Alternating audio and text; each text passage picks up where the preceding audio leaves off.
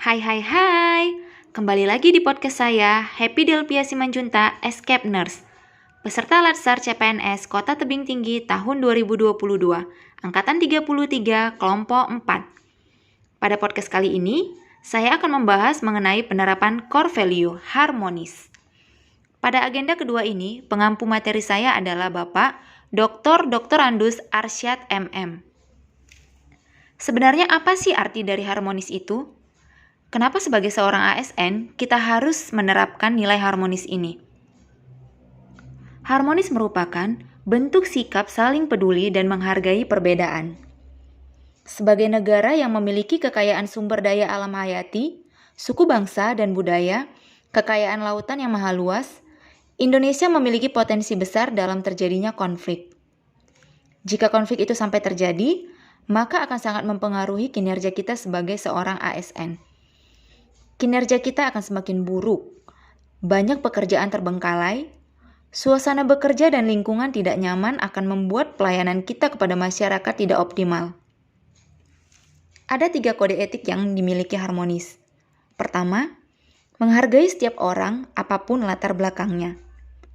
Kita memiliki semboyan penting Bhinneka Tunggal Ika, yang artinya berbeda-beda tetapi tetap satu. Sebagai seorang ASN, kita harus menyingkirkan egoisme untuk merajut solidaritas demi kepentingan bersama. Kita harus bisa menjadikan perbedaan itu sebagai kekayaan yang menyatukan. Salah satu bentuk implementasinya di tempat kerja saya sebagai perawat adalah dengan memberikan pelayanan yang sama kepada seluruh pasien tanpa memandang latar belakangnya, memiliki sikap toleran atas perbedaan. Kedua, suka menolong orang lain. Sebagai makhluk sosial yang tidak dapat hidup sendiri, sudah seharusnya kita saling tolong-menolong. Sebagai seorang perawat, saya tidak hanya memberikan pelayanan holistik kepada pasien saya, tetapi saya juga harus memiliki kepekaan membantu keluarga pasien ataupun rekan-rekan kerja saya yang terlihat kesulitan. Ketiga, membangun lingkungan kerja yang kondusif. Lingkungan kerja yang kondusif akan menciptakan ketenangan saat kita bekerja, sehingga meningkatkan produktivitas kerja dan kualitas layanan kepada masyarakat. Hal ini harus diterapkan di lingkungan rumah sakit yang mengharuskan bekerja secara tim.